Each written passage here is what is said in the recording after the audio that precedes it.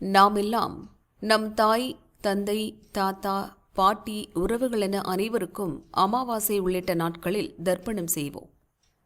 இவர்கள் நம் இரத்த சம்பந்தப்பட்ட உறவுகள். ஆனால் மகாபாரத காலத்தில் வாழ்ந்து மறைந்த பீஷ்மருக்கு இந்த உலகில் உள்ள அனைவருமே தர்ப்பணம் செய்ய கடமைப்பட்டுள்ளோம். காரணம் என்னவெனில், தன் தந்தை ஒரு பெண்ணை திருமணம் செய்ய நினைத்தார் என்பதற்காக அவளுக்கு பிறக்கும் பிள்ளைக்கே மன்னர் பதவி கிடைக்கட்டும் என விட்டுக் கொடுத்து திருமணமே செய்யாமல் வாழ்ந்தவர். இதனால் அவர் மறைவுக்கு பின் அவருக்கு தர்ப்பணம் செய்ய குழந்தைகள் இல்லை. எனவே இந்த தியாக செம்மலுக்கு உலகில் உள்ள அனைவரும் பிள்ளைகளாக இருந்து தர்ப்பணம் செய்ய வேண்டும். அவரை நினைத்து எள்ளும் நீரும் இறைத்தாலே போதும்.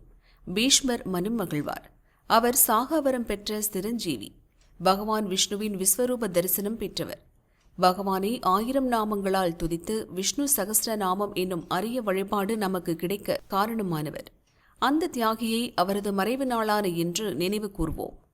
தீர்த்த கரைகளில் அவருக்கு தர்ப்பணம் செய்வோம்.